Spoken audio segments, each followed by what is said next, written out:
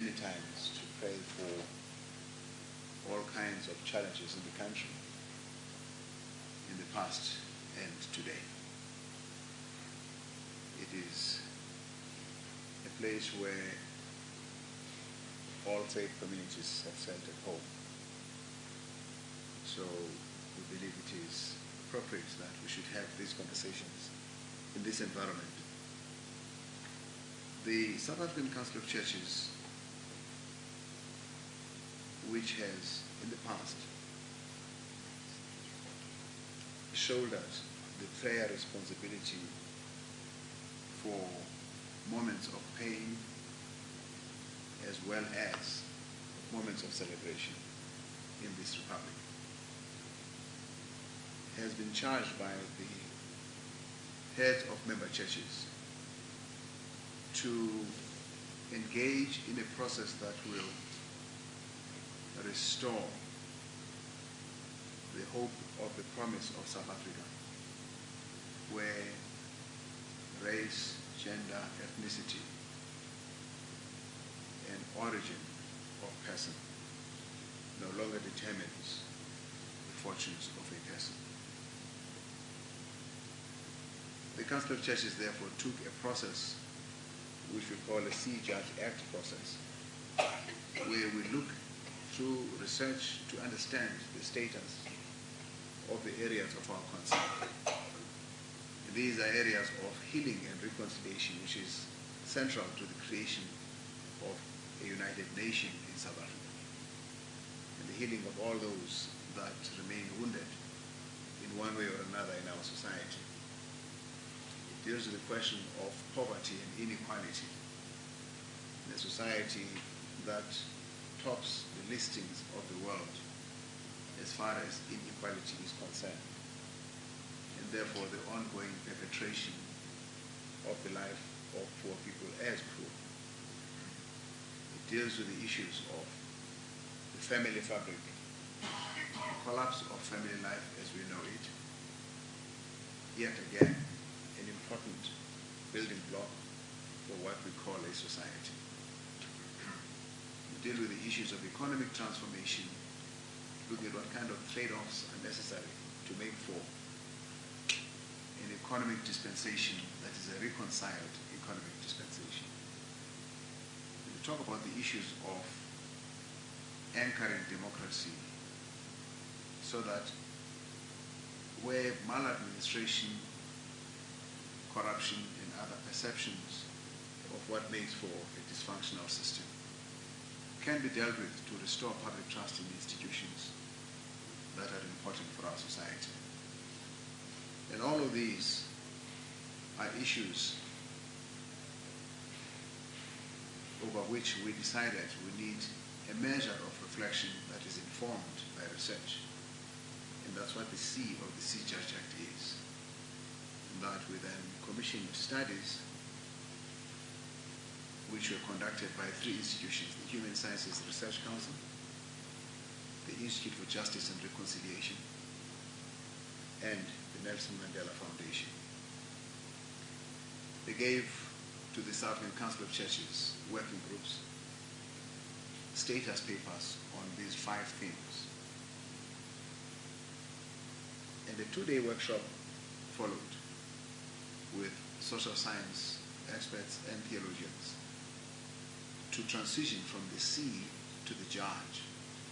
What does the gospel say of the reality we have now come to understand more because of the research? And arising out of that, proposals and recommendations were presented to the Central Committee of the South African Council of Churches, which met on November 25 and 26. And the latter part of that meeting became a summit where a broader number of church representatives came in to participate in reviewing the reports and what comes out of the SACC Act process, so that the action part can be a well-informed action part. And part of that action was to say, if we're anchoring the work we're doing in the mandate of the Christian communities, as St. Paul writes, in his letter to the Corinthians that we have been given a ministry of reconciliation, to reconcile with one another and to reconcile the world with God. And to reconcile the world with God is to reconcile with God's will for society, which is a society where there is peace, justice, and absolute compassion and care for one another in all circumstances. And it is in this context that we brought onto the process two very important initiatives that started independently, but once the church leaders had created the frame of the healing and reconciliation that deals with all the issues of poverty and inequality, economic transformation, family fabric, and the anchoring of democracy, we were able to establish the foundation for all the other good work that has been happening. For example, the SACC has continued to do what work is possible to deal with the challenges of xenophobia in different parts of the country. We are continuing to do that, especially in the province of KwaZulu-Natal, with dialogues. But now, this C-Judge Act process has actually found a special place for that work on xenophobia. We have also been working on the problem of poverty through the war on poverty with an initiative that is piloted in Soweto, where we deal with one family at a time, one ward at a time, to make sure that the most destitute families are addressed through three processes: immediate needs of food, of whatever is immediately needed, and then basic needs of what is possible through the state systems. And finally, how you get those families to identify champions whom, if they were invested in, would make a long-lasting livelihood possibility for those families and get them out of poverty. Now, that now is part of the program that deals with poverty and inequality. Likewise, therefore, we have yet another program of absolute significance in our society. It goes to the core of what makes for a united society in South Africa. The program that was initiated, as is the case, God's way of doing things. There may be little fires here and a little stream there, and all these things begin to come together to make one major river that goes into the ocean of God's grace. And I'll be introducing to you today the project that will be a flagship of the reconciliation agenda of the churches, inviting not only member churches of the South African Council of Churches, but also all people of faith in our society, because this is a societal matter. It is not just a church matter, but the church is taking the responsibility because it has a ministry to the country and its people. And if you think about it, more than 70% of South Africans claim to be Christians. And maybe, just maybe, if all of us did just a little bit to be true to what that gospel speaks to, we might be able to get a better society. And that is the South Africa we pray for. The campaign, therefore, of the Council of Churches, founded and mounted on reconciliation and healing, is called the South Africa we pray for. I have behind me the representatives of churches that are here to say this is a matter of the churches. It's not just a matter of the people who are going to talk to you about what they are doing in front of you. Behind me I have Dr. Isaac Berger of the Apostolic Faith Mission.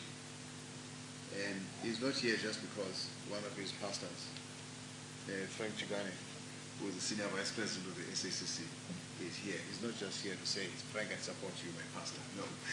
He's here because he represents churches that are continuing to pray for a difference. He has a network of prayer groups, actually, that I do know that are supportive of a reconciled society. And we have also Dr. Kobusberg, who is from the Dutch Reformed Church, the Afrikaner. And we have, but of course, Dr. Gerber is also on the National Executive Committee of the South African Council of Churches. Please raise your hand when I name you. And we have Reverend Mosin Tla, who is the General Secretary of the Evangelical Alliance, which is an affiliate organization of the South African Council of Churches that represents a number of evangelical charismatic churches. But he's also a member also of the National Executive of the South African Council of Churches. And then, of course, we've got Reverend Etienne Fourie, who comes from the Reformeerde Kerk. Now, the key thing, I repeat, is that they are behind the speakers because they're here to say the churches are behind this initiative. It will rise and fall on the commitment of the churches everywhere in the country to make it happen. You will recognize how important and significant it is when we start listening to those who are going to address us. To my right, I have, of course, Dr. Frank Chikane. Reverend Chikane is the Senior Vice President of the South African Council of Churches. And he also is the person through whom this initiative came to the SACC. And he will address you in a minute. And next to him we have Peter Bezekno, who is the scholar that initiated the research that brought us to where we are today. And next to him is Anek Rabi, that's right, yes. A woman of faith who is here to make sure that particularly this is a lot of the people that are here are former conscripts of the South African Defense Force of the olden days.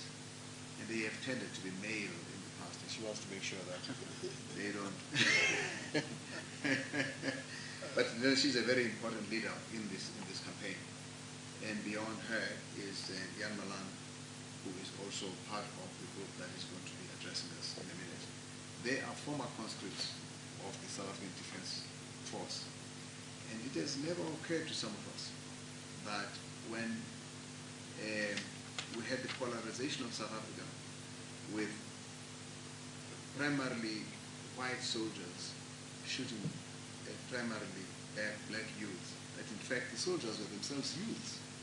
They were youths who were programmed to act in this way.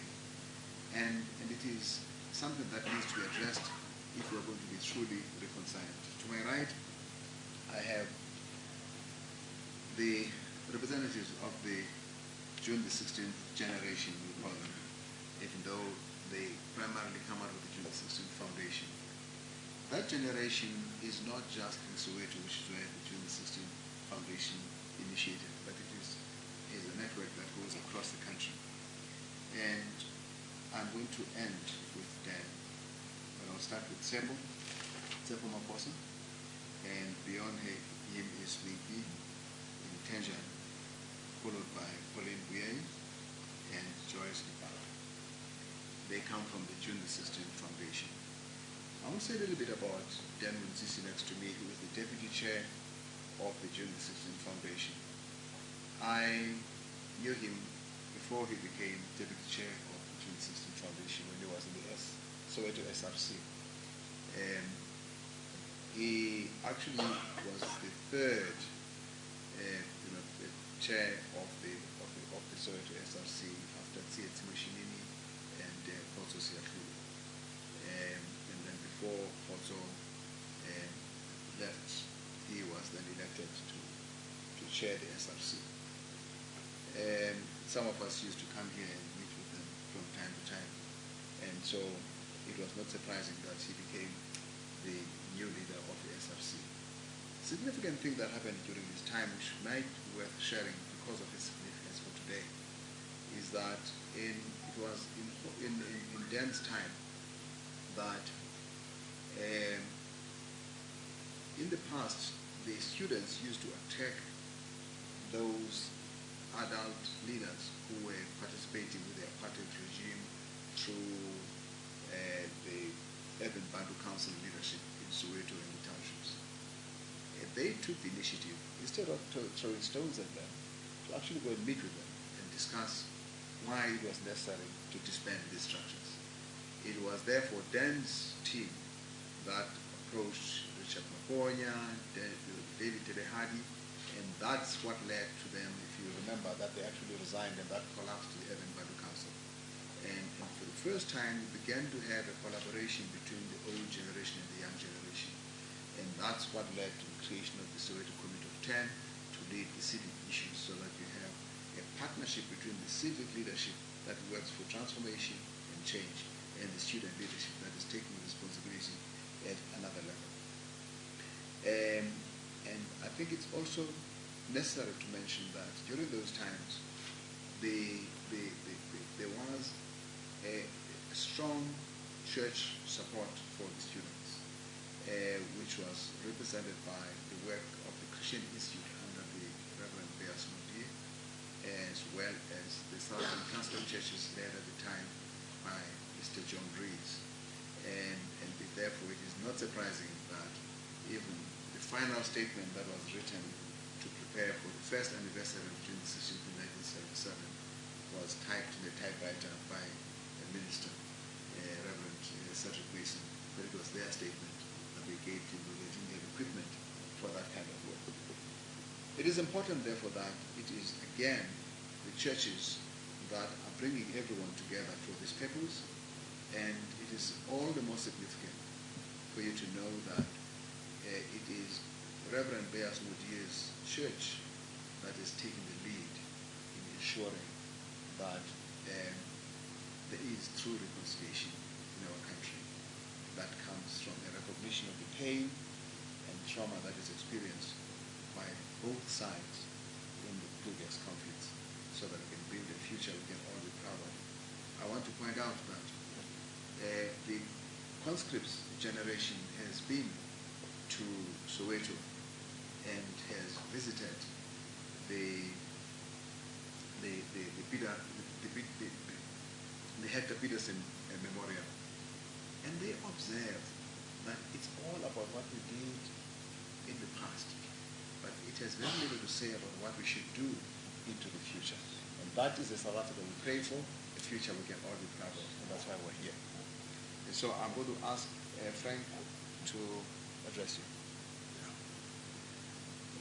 Well, the bishop has spoken, and I don't need to do the introductions. Mine will be very short. The program we're going to present to you now, it's going to prove to be one of the most historical, significant events that has taken place during our time. And where it started, so you've got two generations of people, what I've come to call the conscript generation, as I've understood it. I tried to read it in Afrikaans as Mullegate, to say it in Afrikaans, and the June 16 generation. Some time ago, 3 years ago, so I met Peter Bezuidenhout. It was in a conference. He asked to interview me as part of his doctoral studies.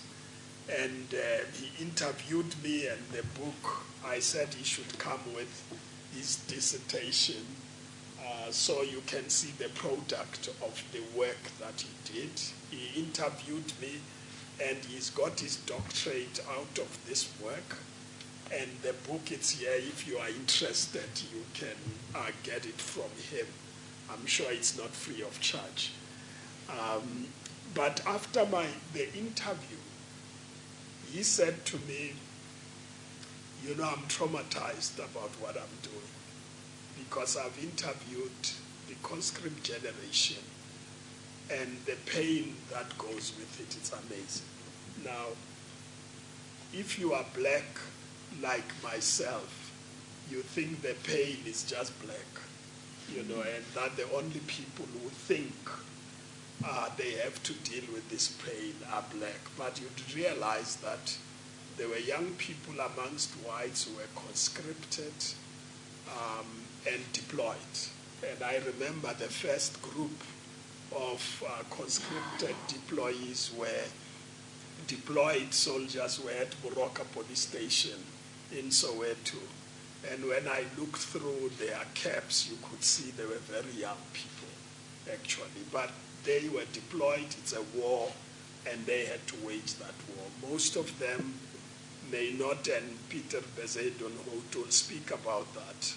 Most of them did not choose to be there.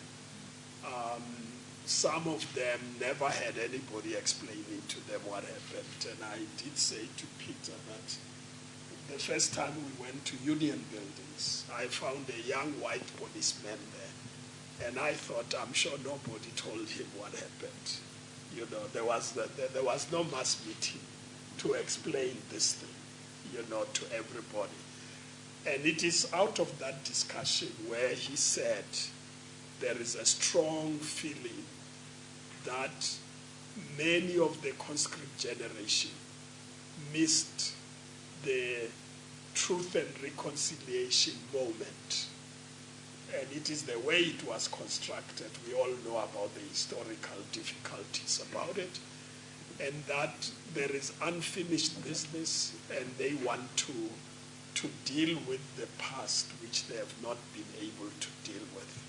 And it is out of that conversation that we talked about how do we then, if you want to deal with the past, deal with it without the other generation that was involved in it.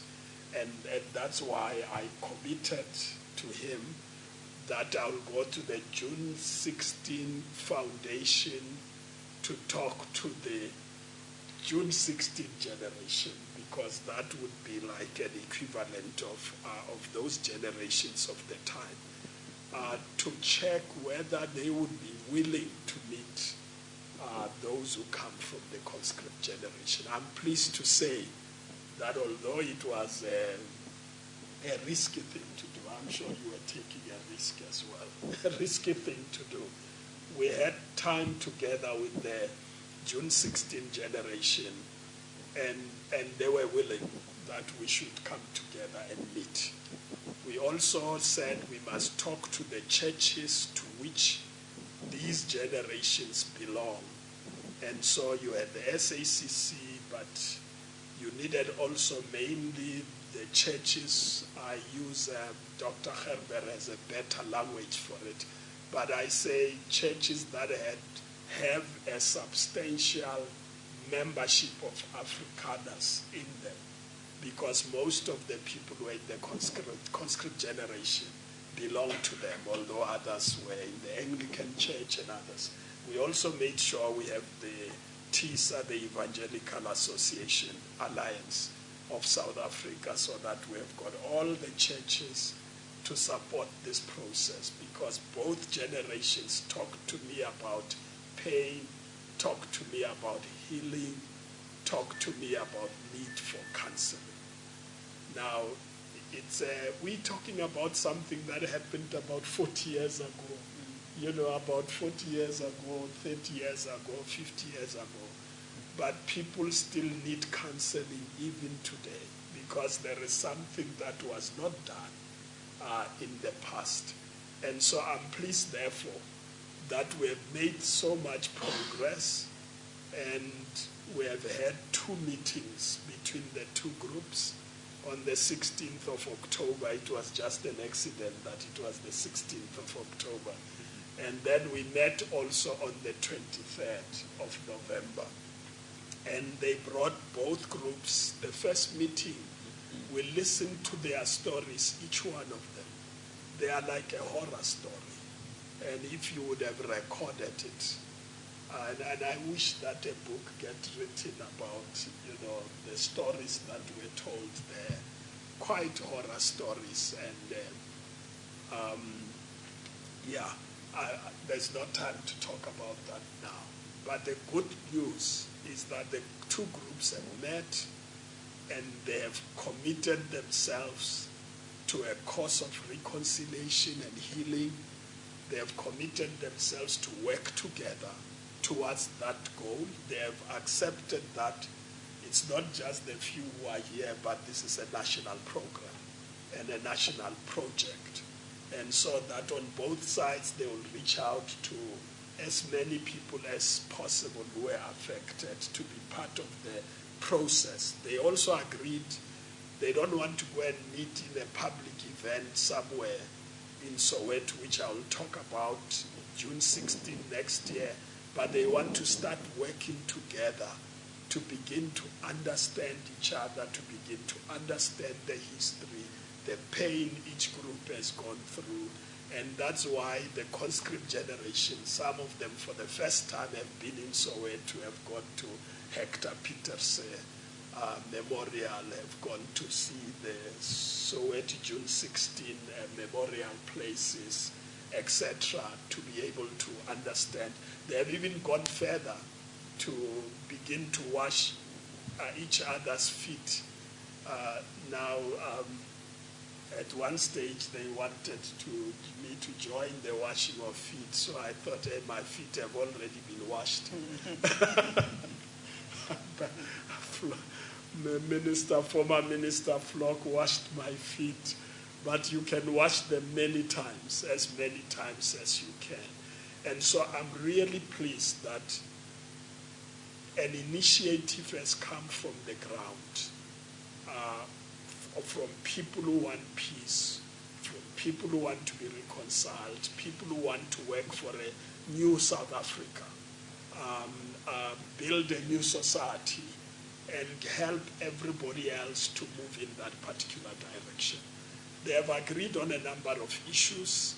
One is that they will have a workshop where they discuss about a conference which they are going to have next year to bring more and more people into that conference, working towards June 16. Now, June 16 next year is the 40th anniversary of June 16. They have agreed that that will be the moment when they will go and declare publicly what they have been doing together towards this process of reconciliation.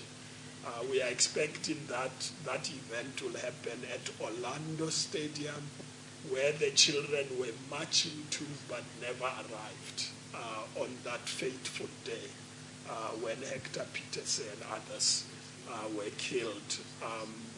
We also learned about this story about when you go to the museum, it tells you about the past, it tells you about shootings, killings. It doesn't tell you about the future. So we agreed from June 16 we'll go to December 16, which will be a day of reconciliation. So the whole year next year, it's going to be a year dedicated to processes of reconciliation, healing, and sharing of resources and dealing with challenges that we are facing in the country. I thought I must put that background, but I would like them to speak for themselves. I just want to add that actually the launch of this whole campaign of the South Africa We Pray For, mounted on reconciliation, begins June 16th, 2015. It will then bring it back full cycle December 16. Sorry, we start on December 16, 2015 next week, where we will be launching the campaign of the South Africa We Pray For, which is foundationed on healing and reconciliation, which this is, if you like, a leading project of that. To launch as Regina Mundi, a church, Catholic church in Soweto, Morocco and Soweto, where we will all come to initiate the process. And that process will have its midway high point in June at Orlando Stadium and bring it back to the moment of reflection on reconciliation on the 16th of December 2016. And I'm convinced in my mind that once that wheel starts rolling, it will not stop in 2016.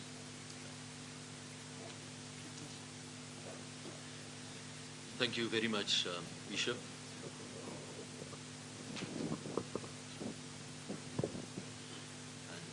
Chikane. It's for me a privilege to speak here this afternoon with you.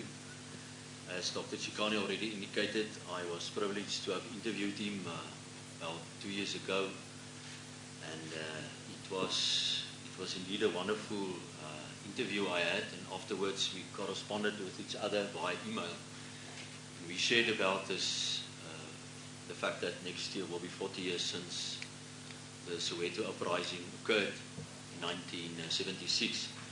And I mentioned to him it might be a good idea to do something there, but maybe I wasn't that serious. And then he came back and said he thinks it's a good idea, and then I realized I'm in trouble now.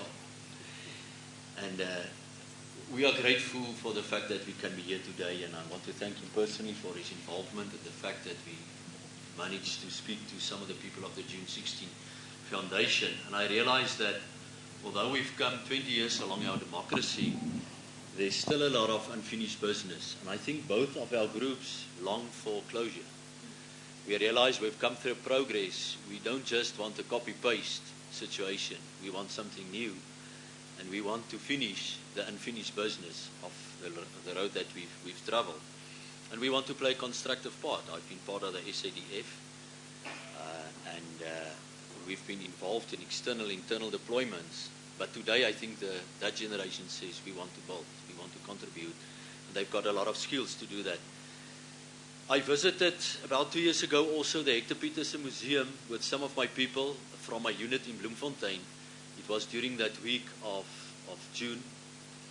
And I realized that after going through that museum, that is very much in the psychological mind, the psyche of that generation. You know, we lived on the other side.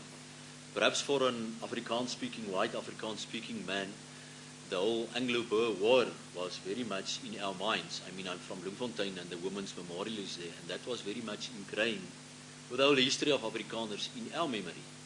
But I think the memory of the other side is indeed the struggle under Hector Peterson and what happened on that day. And I ask myself, should we just build monuments, or shouldn't we build maybe altars where we go and first of all bow before God and also bow before each other and confess and say, the past is gone, let's move on. And I think that is really the heart of it all. May I say the following? Anneke, who is sitting next to me, also had a similar vision. She had a vision to go to 4 different places, and the last place was indeed Soweto. And it was quite a miracle when we started to learn from each other earlier this year. I contacted her, and we really believe it's divine that we came together, and it's very much in our heart. And it's not just talking. She's visited some places where they've confessed and really enhanced healing, where people who are still carrying some hurts have really been healed, and she's got a wonderful testimonies concerning that. Maybe later she can speak about that. Why 40 years? You know, 40 years is a period. Israel was wandering for 40 years in the desert before they went into the promised land. So I think the figure, the symbolic figure of 40 years actually means something. Unfortunately 16 June, although it's called Youth Day, also personifies oppression, division, distrust, and pain. And as I've said, I think our generations, we want to get closure of what has happened. From my side, as an SADF former soldier, conscript, but also as an Afrikaner, I want to confess of what has happened. You know, I did not really knew everything until I did some research, and that caused quite a bit of pain, personal pain, to go through this process to see what have happened.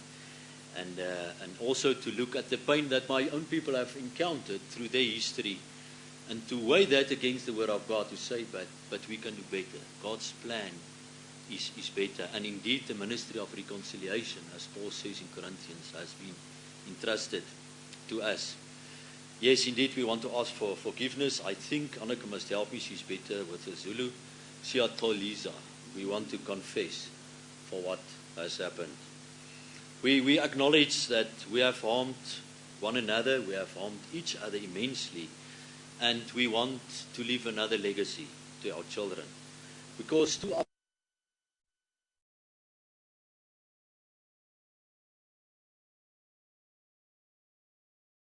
my biggest struggle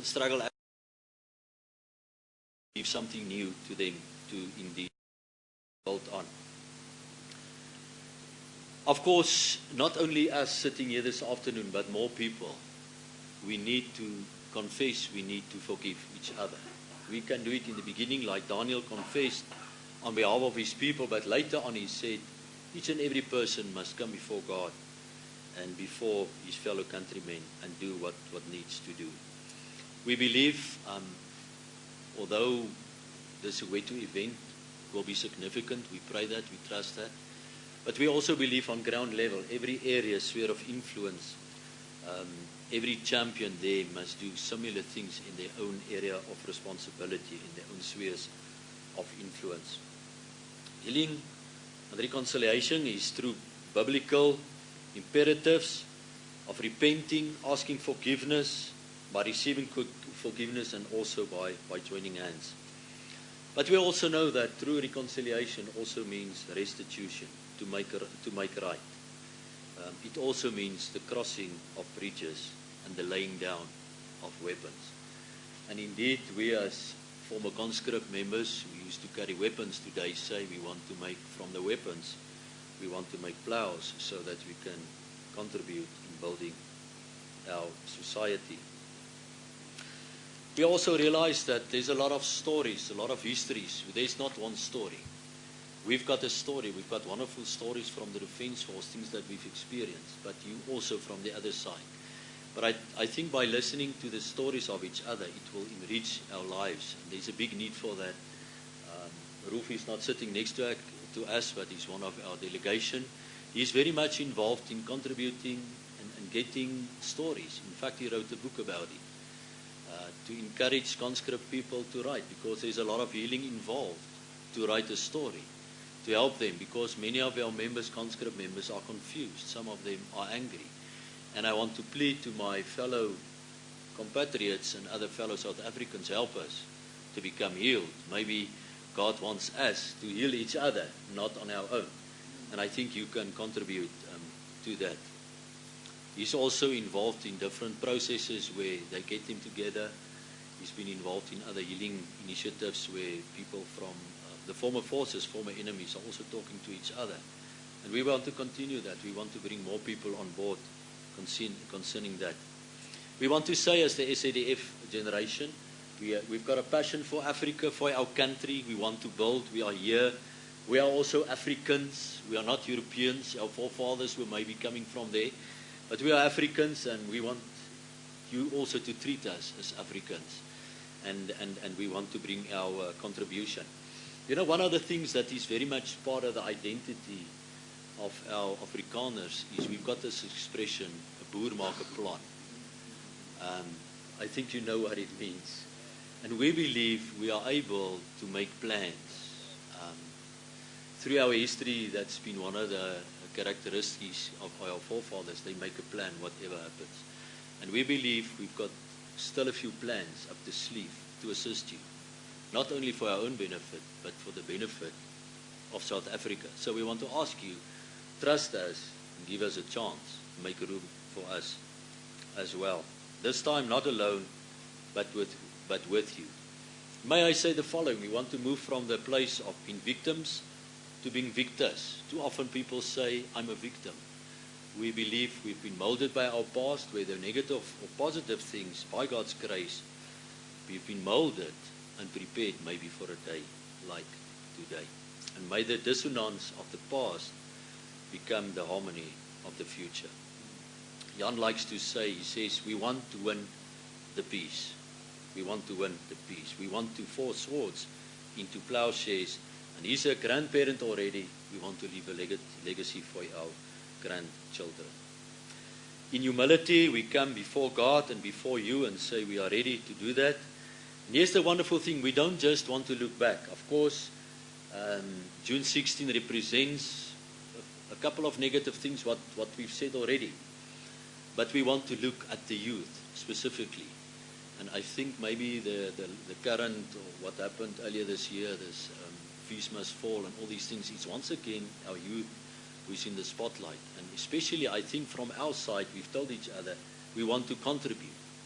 Many of our members already involved some of your veterans in shaping, in helping to create work, in bringing programs to concerning leadership. And we want to do that. We want to focus on our youth. We want to contribute. Business people, maybe helping students who are struggling. So we're looking forward. We want to take your hands and we want to say, what can we do to build our country? We are dedicated to them as well. Why June 16? Personally, I think, and some might say that although we've progressed, in a way we're still stuck by a number of things. And yes, maybe Dr. Chikane, in my interview with him, he said, you know, maybe we have not really reconciled. We've maybe made peace because the price of war might be too big. The question is, have we really deeply reconciled?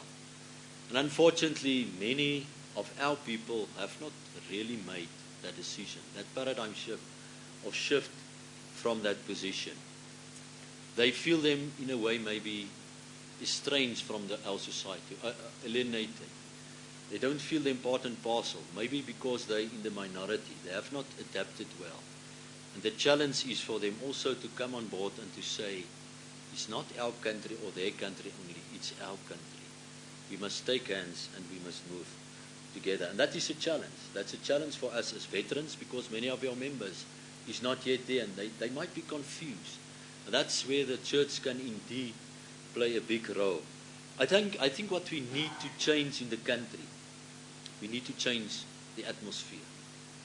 You see, a plant can grow and an egg can hatch if the atmosphere is right. And if we do something by God's grace on June 16, the hearts of people might change. And a different atmosphere can change the minds of people. And who knows what might come from that. It's a leap in faith. It's going to walk on water. But there's a few, pardon me if I use maybe a spiritual term, there's a few strongholds still there of distrust. We still struggle to trust each other. We look at each other, but we don't know each other's stories. We suspect very often you've got an agenda. Can I trust you? Sometimes we are still arrogant. Maybe that arrogance is born from fear because I'm scared of you. And that is not true biblical reconciliation. May God help us that we can really deeply trust each other and go the road together where there's mutual trust and understanding. We acknowledge June 16, what happened. We want closure to be obtained. And we want to move from the desert period to something new. Yes, not only 16 June, what has since come to the front is also 16 December, because 16 December is indeed Reconciliation Day. We want to say certain events going up to that point, where we also want to initiate events, helping job creation or whatever will come from that. And I'm very glad concerning about that. May God help us that we will move on, that we will seize the moment, that we will do what is expected of our generation. It's not about us. It's definitely not about me. It's about, I believe, the honor and the glory of God. Because, unfortunately, let's say that what happened on 16 June 76 was sad, and it's the past. But in a sense, maybe the glory of God was taken away due to those things that happened on both sides. And may the glory of God indeed also be restored. And I believe God wants to use us, and we want to avail ourselves. We don't have all the answers, but maybe it will make us humble, because we cannot rely on ourselves or on strength. We really need God to help us in this journey. Thank you very much.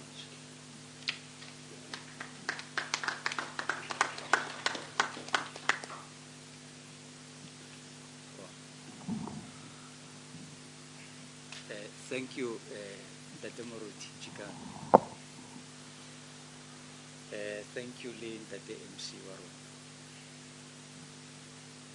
The process that we are embarking on, it's a very difficult process. And it needs us to think much deeper and it needs us to go deeper into the inner soul. When we look at each other, we should also be able to look at what is inside.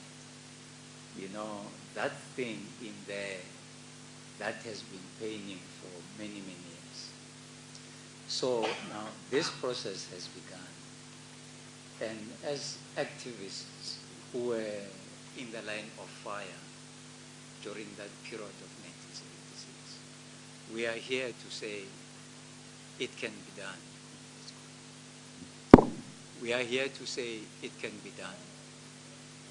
And we are here to say that we are willing to participate. Now, I remember reading an article in one of the newspapers during a very big rugby tournament. I think it was the Blue Bulls and the Stormers, probably. They were playing in Soweto, in Orlando Stadium. During that time, it was a very festive mood. You had aunties, you know, cashing in because all the fans were there to buy, and some of them even went to the homes and shebeens and so on and so on. It was one festive mood. And the media the next day, when they covered it, they were saying, wow, this is reconciliation in action. Now, we are saying we don't want that type of reconciliation, where people come for a weekend, and from there they go back to their homes, and the poor ones remain in Soweto. That is not reconciliation. The type of reconciliation that we want is for all of us to think of where we come from and where we want to go to. When we say South Africa belongs to all those who live in it, that is not a ploy or a trick. It is a principal statement of intent.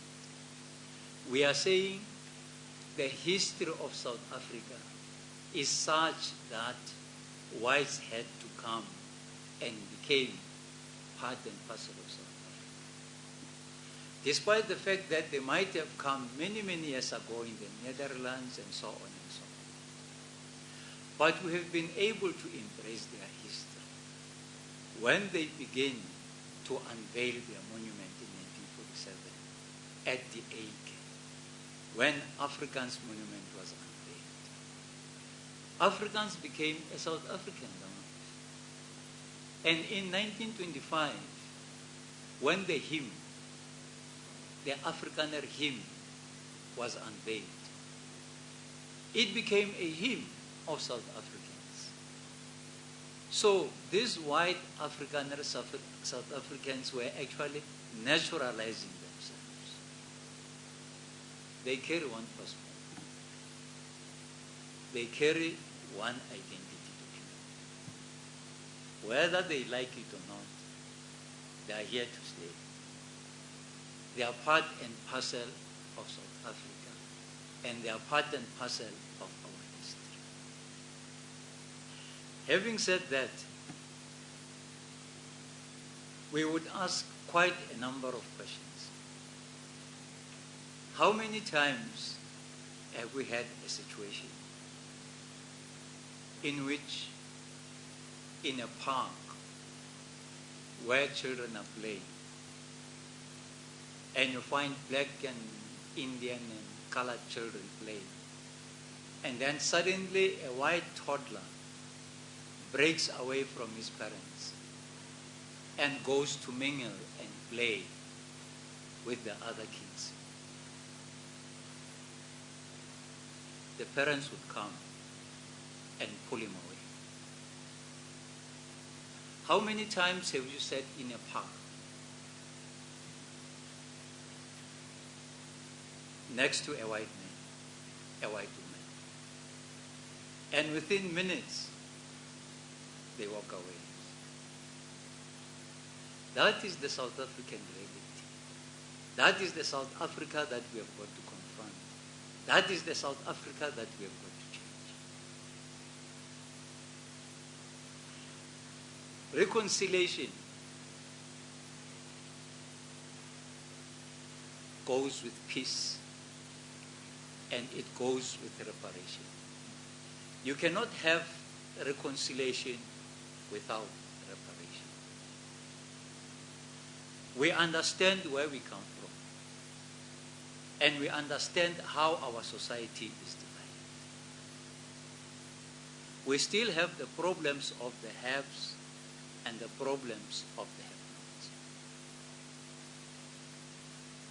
The question is, how do we as South Africans ensure that those barriers which were put by apartheid we are able to destroy and begin to look at each other as people, see the humanity in each other, see the South Africanness in each other, see the patriotism in each other. That becomes the challenge that is confronting South Africa. The peace that we have in South Africa is very, very fragile. What we want is lasting peace. What we want is permanent peace. We want the type of peace when there is an unrest.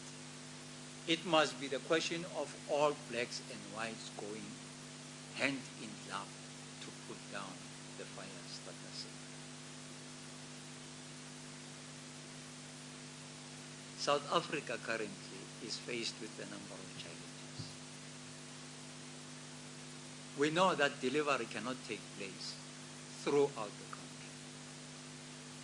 So let not those who are in want begin to point a finger and begin to identify our own colleagues as the cause of their suffering.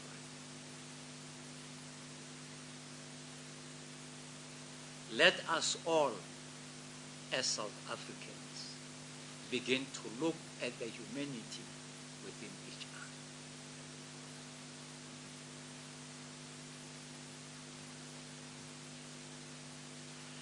The issue of reparation, it's something that we have to take seriously. In the olden days, we were able to share. You come to a particular village, the chief will be able to allocate a plot for you to be able to farm and eat with your own family. For South Africa to survive, and for South Africa to be able to be on the real path of reconciliation, let's begin to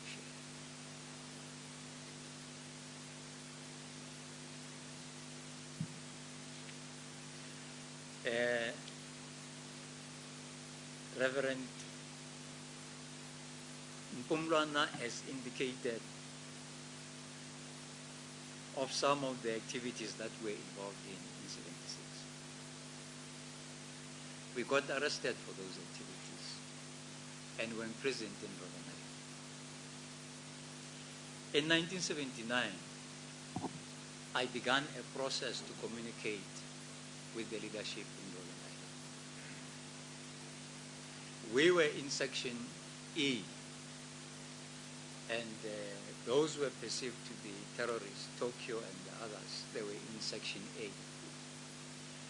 And Madiba and the other leaders were in Section B. We were able to communicate. We used the kitchen in order to be able to communicate.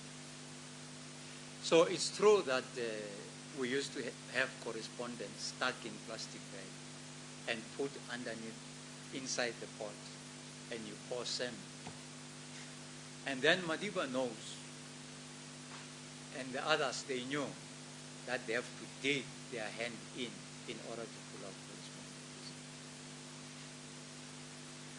Those who were painting, were doing painting and doing services of plumbing and so on, They were such thoroughly. So we couldn't use the plumbers, who were also inmates. We couldn't use the painters. So we resorted to using the kitchen in order to be able to communicate. In one of the correspondence with Mandela,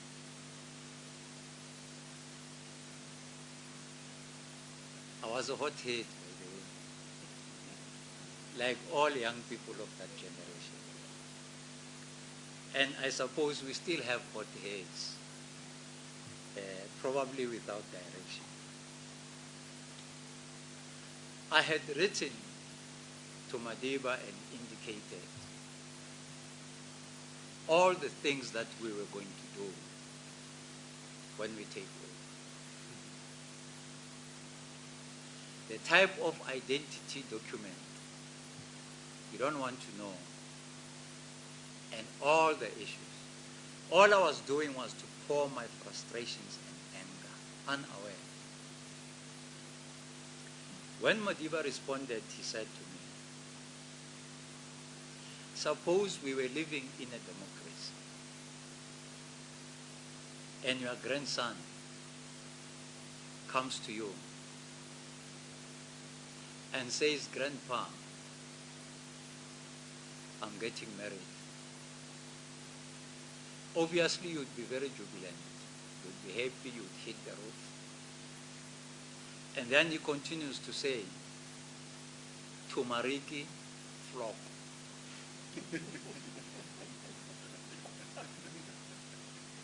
And then he said to me, what would you do? Now, it was clear that he had the foresight of the type of life that we should live in our democracy. And he was also saying that the prejudice that we have as the older generation should not prejudice our own children. So, those parents should be able to leave their kids to play as children in the park, in the malls, anywhere. Let the children play. Another incident. Madiba is released from prison. Now I am this thing called terrorist. I was released in 1983, 1984. I underwent training and I came here. Now, my unit is expected now to secure Madiba. That very small unit, although armed and dangerous, but very, very small compared to what the security can counter us with. Now, we are at the Rainbow concert. The stadium is full. Mandela has been safely escorted into the suites where he was sitting. Now it was time for him to go on stage. The security had previously indicated that there's going to be an attempt on Madiba's life from the right wing. So the security police insisted that they want to be there so that the blame must not be carried by the current government of apartheid at that time. So the National Reception Committee agreed that the security police can come to secure Mandela as well. When Mandela went to address the many communities and friends and people out there at the stadium, the place where he was at the suit needed to be secured. I was asked to remain behind. I was armed. maybe not dangerous, but very, very much armed. And then there was Struberg. Struberg is one of the security police who was torturing us, the generation of 1976. Struberg also came with the purpose of securing the life of Mandela during that festival.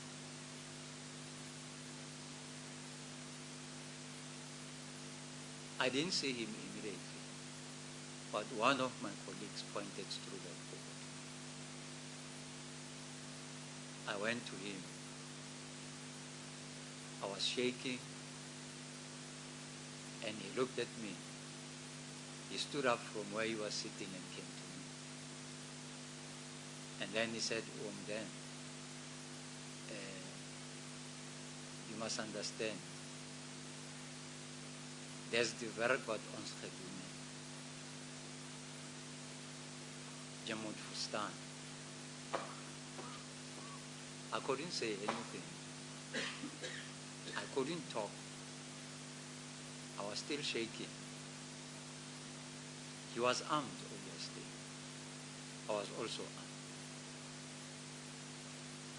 But what came to both of us was that we are here to secure the life of man.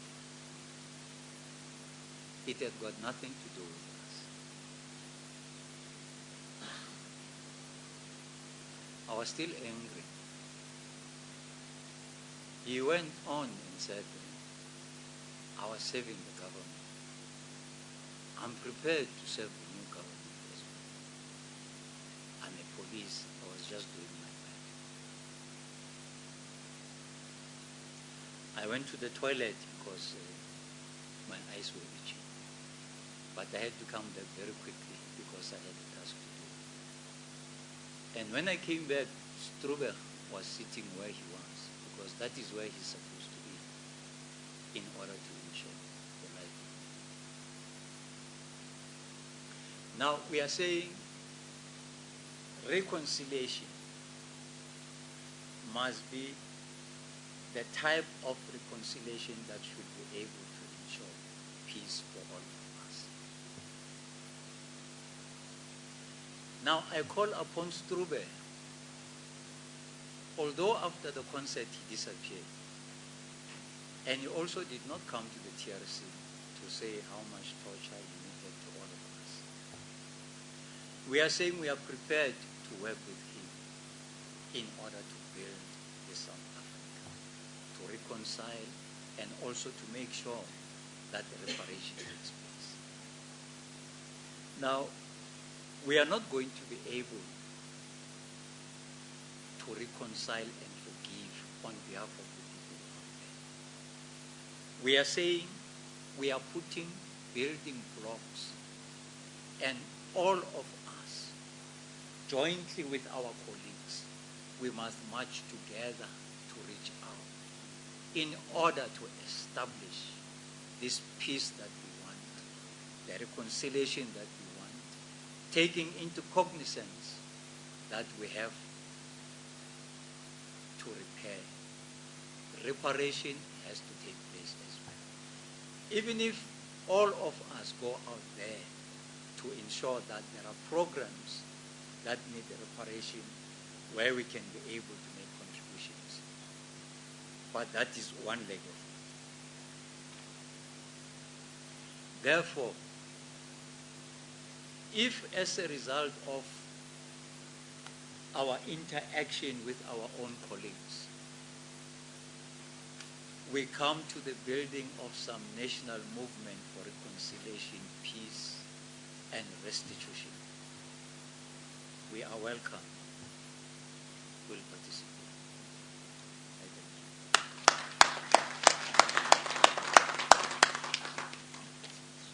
you. You can ask questions. I just want to point out that Dan's testimony has rekindled the memory of Nelson Mandela, whose anniversary was recognized last weekend. And many South Africans name Nelson Mandela as the primary architect of what we are trying to work towards to finish. I just want to make a citation of what he said about reconciliation. Mandela said reconciliation requires that we work together to defend our democracy and the humanity proclaimed by our Constitution.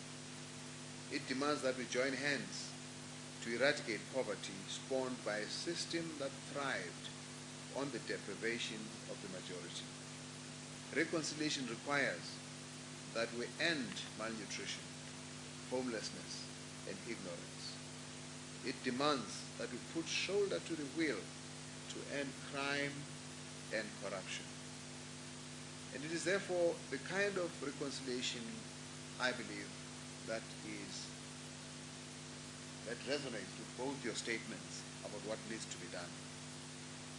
That we say yes to reconciliation between blacks and whites, but also yes to reversing poverty and inequality, to reconcile a lot of marginalized poor people with the fortunes and the opportunities of the country.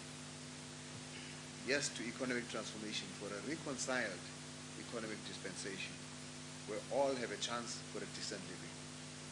Yes to confronting corruption, maladministration, and the decline of public trust, to reconcile those people that are losing hope in the underclass of our society with the possibility of a good democratic practice and nurture and anchor democracy.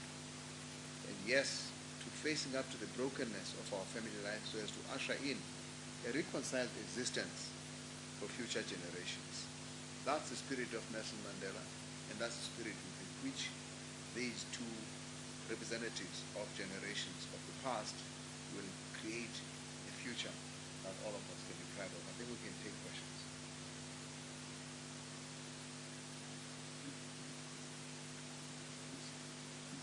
Please say who you are. Well, my name is Ntebo. I'm with the SABC.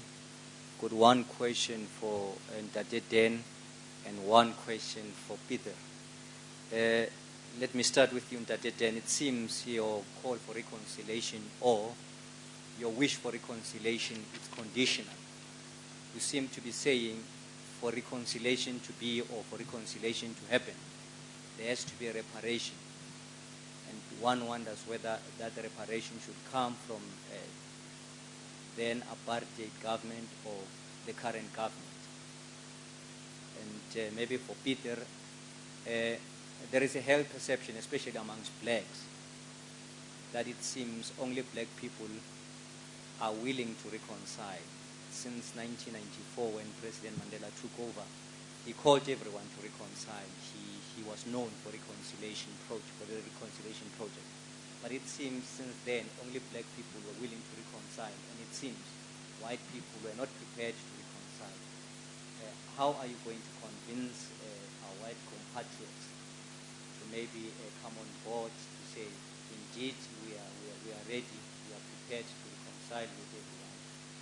I know that at some point you said there is a bit of distrust amongst the white community. But how are you going to convince the rest of South Africa to really reconcile? I'm saying this against the backdrop of some of the unfortunate incidents that have happened, especially against black people, where at some point some of them were killed because they were mistaken for baboons, or at some point some of them were killed, thrown into lion's den. I mean, there are many incidents that happened in the past, and that on its own, I think, flag in the face of reconciliation that everyone is yearning. Thank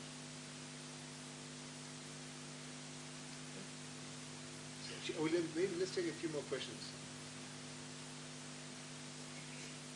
Any other questions?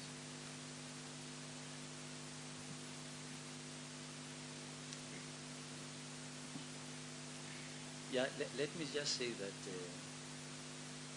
reconciliation is not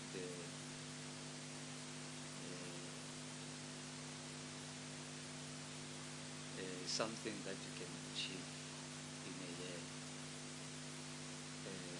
something that you can put deadlines on to say in 2 years' time South Africa will be reconciled. Reconciliation is a process. and it needs all of us. And reconciliation, it's a flip side of one coin. So the other side of the coin is reparation. Right now, South Africa has come of age. We have got South Africans who are colored, who are black, who are Indians, who have been able to make it. Now, when we speak reparation, we are saying those who can be able to contribute towards ensuring that the poor are able to eat, the poor are able to take their children to school, the poor are able to put a shelter over their families. That becomes reconciliation. We are talking about the land, that we should share the land. We are talking about the wealth, that we should share. That becomes reconciliation. We are not talking about a situation in which you would find people invading land, people invading certain businesses and say that is sharing, that is reconciliation. We are not talking about that. We are talking about a process that might be achieved either during our lifetime or long after our lifetime. The most important thing is that process has to begin. We are saying, Stellenbosch, for instance, the council has taken a decision that they are going to introduce a dual media. Black children have been suffering for a very long time because they were taught in the medium of Afrikaans. The university has opened its heart to say this is the time for us to be able to accommodate other children. We are not here hero worshipping or applauding the English language. All we are saying is that the Pan South African Language Board has not up to this point gone as far as producing a textbook in grade 6 in an African language. It has not been able to. So therefore, we applaud the actions of Stellenbosch University. We are saying to them, they are showing the direction towards reconciliation. There are schools, primary schools and high schools, which take governments to court when the government requests that English must be introduced into those schools. They stick to the medium of Afrikaans. That is not reconciliation. So all we are saying is that reconciliation should be seen in practice. It should not be spoken. Thank you. Thank you very much. Yes, I think to a large extent it is unfortunately true that not all whites is really reaching from their side or enhancing reconciliation. Personally, I think what my research came as a conclusion was they haven't gone through a process. And I would like to see a spiritual process, because if you first put yourself under the Word of God and you submit under His authority, you understand the biblical imperatives of reconciliation, then you get transformed and changed. And then you also know my relationship with God is restored, but it's also got a horizontal dimension. And I think one of the problems is many of the whites did not know what happened, or they did not want to know. Or when they knew about it, they couldn't believe it actually happened. And I think that was part of the problem. And many might say, but it wasn't me. Why must I confess on behalf of other people? I wasn't part of the security forces. I wasn't a politician or whatever. So I think it's important to go through a process to first of all humble yourself before God and hear that and hear the stories of the other people. Because I think the moment you hear the stories, you will start to understand. And I think there's still a lot of misunderstanding and a lot of people not knowing actually what happened. I think those that actually knows, they want to reconcile. They just say, we acknowledge what happened, we want to assist to repair it, we want them to get healing, but we're also willing to repair and to contribute to the future of our people. So, I think it's important to know what the Bible teaches, to understand what happened, and to hear the stories of the other side. And of course, if we speak of reconciliation, what better agent, I think, than the churches? Of course, the churches amongst Afrikaners still got a voice. And it will take bravery for them to guide our people, because there's still a lot of frustration, a lot of anger. Because since 94, a lot of water have gone underneath the bridge, and nowadays we sit with corruption and all type of things, and it's easy to blame now what is currently happening, instead of saying, I put my hand into my own bosom. Unfortunately, there might be, I want to believe, a minority whites who do not want to reconcile, but I believe it's the minority. I think what happened with the TRC played a very important role amongst the black community for them to be healed, to vent their anger, to tell their stories. Whites unfortunately saw it as one-sided. They saw it as a sort of a witch hunt, and they did not acknowledge for the purpose it was there, and that's why they withdraw. And my personal opinion is the whites haven't gone through their own process. They haven't actually realized what happened and what should be our contribution today. What happened in Germany, you know, the horrific things that happened during the Second World War, and our situation is not the same. But they say the first generation did not talk. The second generation was very uncomfortable, and here by the third generation they started to realize we must move on. Probably that is what happened. The current generation and the people who were part of the 76 and maybe the conscript realize we were not the politicians who made the decisions, but we cannot leave the country as it is. What we experience, we want to leave something better to them. And therefore we want to call, of course, on whites to become part of this process and play their part. May I just, by conclusion, say the following. I hear what Dan say. It's not just about talk. It's about doing things. And the wonderful thing is this initiative started, and we did not know where it's going, and we do not know where it will end. But we trust God and the Holy Spirit to guide us. But currently there are initiatives where of the former SADF people are going to schools, involved with schools, helping the headmasters, teaching these children about leadership, initiatives to plant gardens, Partners for Possibilities, entrepreneurial skills where they teach young children how to make a business, how to run a business. So there are all type of things where we say we've got skills.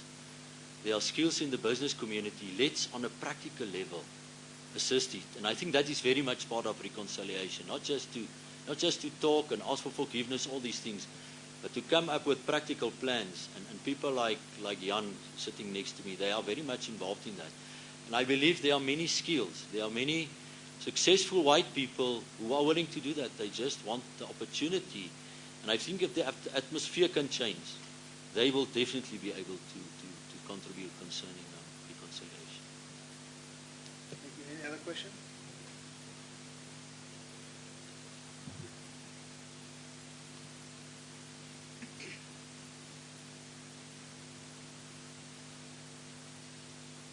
Hi there. My name is Anuri. I'm from Beeld newspaper. And my question is for Reverend Chikane.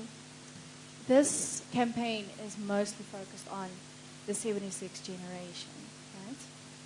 But in my experience as a student, when I was a student, which is quite recently, I was part of Peace Must Fall. The problem was as well that black youth are still even angry at the white youth because of their privilege, because of apartheid. Now, will this campaign also reach to the youth, the black and white youth, to reconcile amongst themselves? Because they are angry because of the fight between their parents and their forefathers. Yeah, no, we actually this year it's going to be about that. This is just the beginning. It's the conscript generation that initiated the process linked up with the June 16 generation. But both of them in our last meeting said, this is not for us only, it is for the whole country. So the campaign that's going to be started, and Dan Muntsitsi talked about a movement of reconciliation. It means this is the beginning of a movement of reconciliation. Those who are the conscript generation will mobilize all those who were in that generation like June 16, but we're going to go beyond that. That's why the churches are here, to be able to mobilize the youth, the people of South Africa in their congregations, to be part of this development. We will not be able to resolve it without getting everybody on board. And I just want to say that, and this thing about reparation is very difficult because people think of it in traditional terms. But when you listen to Dan Muntsitsi and his group, it's that we need South Africans, whites and blacks, to work together to fix what went wrong in the past. It means we need to work together, bring all our skills, bring all our capacity, everything, so that we can change the conditions. Because as long as if that child who gets born in a poor family can't go to school because they are poor, then of course you expect violence from the violent response to the new society from that child who feels disadvantaged. I can't go to university because my children are poor. And that's why the fees must fall campaign taught us one lesson, that no child's future must be determined by the class of their parents. Every child in this country must be given a possibility to be what God wants them to be. Once you start from there, the game becomes completely different, which means all of us then work together to deal with that particular problem. Because I've been asked this question, maybe I should conclude this comment by saying we all have unfinished business. You know, it's not only the conscript generation, it's not only the June 16 generation. We all are broken. I think South Africa is a broken people. Now, I don't want to repeat this, but Meji Pale there, you know, she has recovered now. But I mean, she was bombed and couldn't talk, couldn't do anything. Her brother was with me in the cells, and he was in cell number 9, and I was in 8, I was in 10. And he died under torture in John Foster. So we all sit here with the wounds, you know, and the only way to deal with it, you can't do much with my back. I mean, the doctors have tried, it's broken. There's something you can't fix, but there is future we can fix. We can work together and say, now we're going to change these conditions. That's why the program on eradication of poverty, this country should not have anybody sleeping without food. There are other countries where it can happen, but this country has got enough resources. Nobody should sleep without food. And we can work together to make sure everybody has got food. Nobody should go without clothes. And nobody should go without a cover over their head. And I think that's the commitment we need to all put together. And what you are hearing on both sides, I'm sorry to make an example of Stellenbosch as well. When I was in Stellenbosch, and there were lots of professor students who said, what can we do? Now we have got a program now. We're going to work together, get everybody to know what to do. Little things, big things. We're going to change the country. I think that's critical. Lastly, I want to say that we all have to change, including the churches. You see, even the churches have to repent and change and cope up with this change that is happening here. And that's why the leaders are with us here. We met in some time ago talking about, revisiting the Truth Commission, the churches. So as we work together on this reconciliation, the churches will also be working on their own history, their own experiences, so that we can change the whole society. And I'm hoping that the political leaders will also change. Political parties will also change, so that they don't show the way by dividing more, but show the way by uniting more. And I think it's a campaign for everybody in the country, and hope the media as well will be part of the game to be able to help us to unite together. Any other question?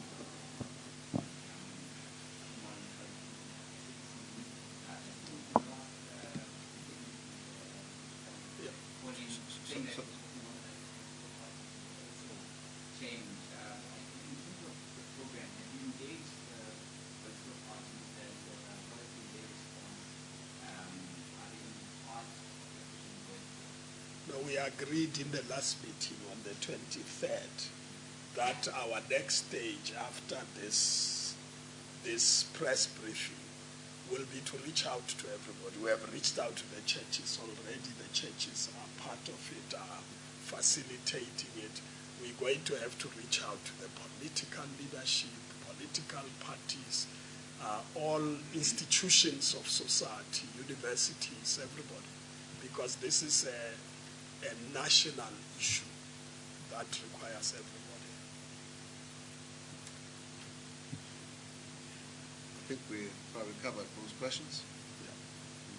Yeah.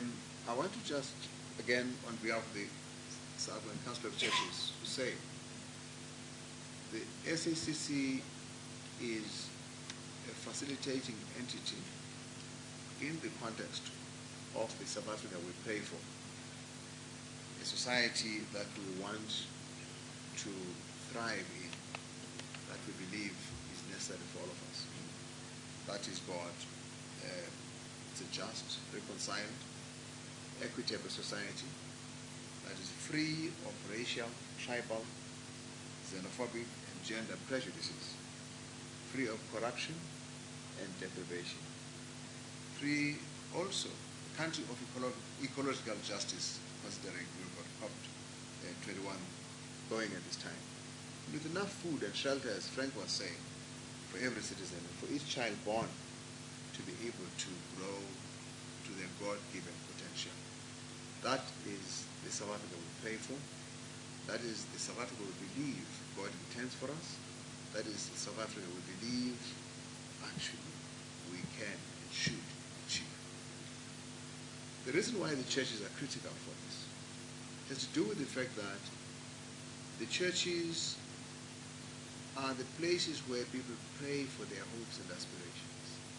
The churches are also the place where people go when all else is lost.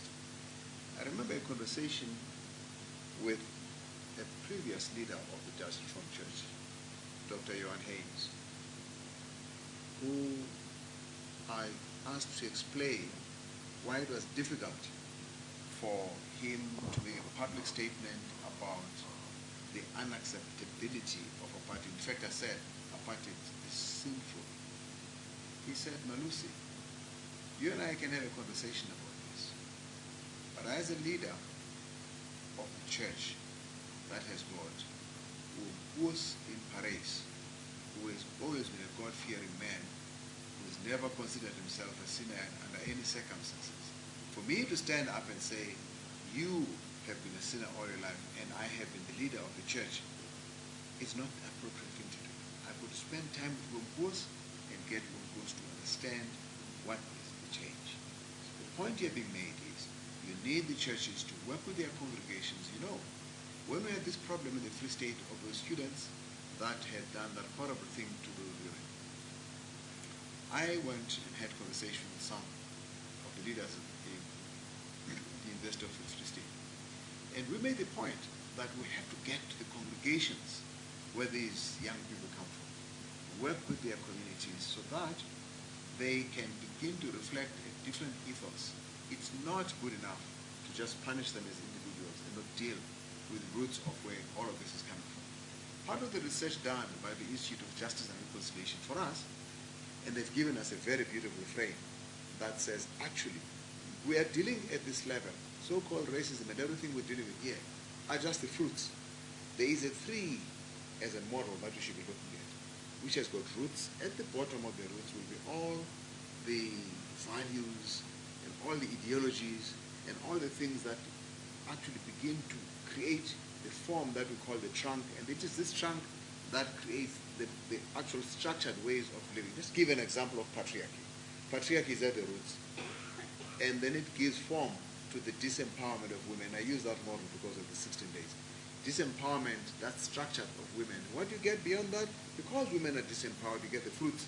You gender-based violence and all the kinds of things, rape, that happen because you have already established the structural frame that is based on, that comes from the roots. Now the same thing applies, therefore, to reconciliation. We're going to have to work at all three levels, at the roots, at the trunk level, and then at the fruits level. And you need the churches and their congregations to participate. And therefore deal with the issues of poverty and inequality, deal with the issues of economic transformation, as he was pointing out, and all the kinds of things all of us must get stuck in, and we are committing to make that work. What we're doing next week is to say we want, in fact, I'm surprised no one mentioned this, because one of the things that we talked about in the last meeting was the fact that all our national events, the national days are always racially segregated. And that we should come a time when, and I said, it actually makes sense. If I had been a conscript that went to shoot people in Soweto in 1976, why would I feel comfortable going to a June the 16th celebration? Which reminds me of what I did when I was a kid. And so, in fact, it is this process that's going to enable all of us to go to that stadium together. It's going to make it possible for us to celebrate Women's Day together. And you know what? We might even begin to think about Women's Day as it relates to the Museum of Women in Bloemfontein. It begins to say, these were women. Actually, the reason why they were where they were is because of the way women are used in times of war. So this is a movement that's going to transform our lenses of how we look at things. And that's why we begin with the Day of Reconciliation in Soweto next week on the 16th of December 2015, where we start the prayer process. And again, we want both black and white congregations to gather there and say we're making the fresh start. Thank you for your time.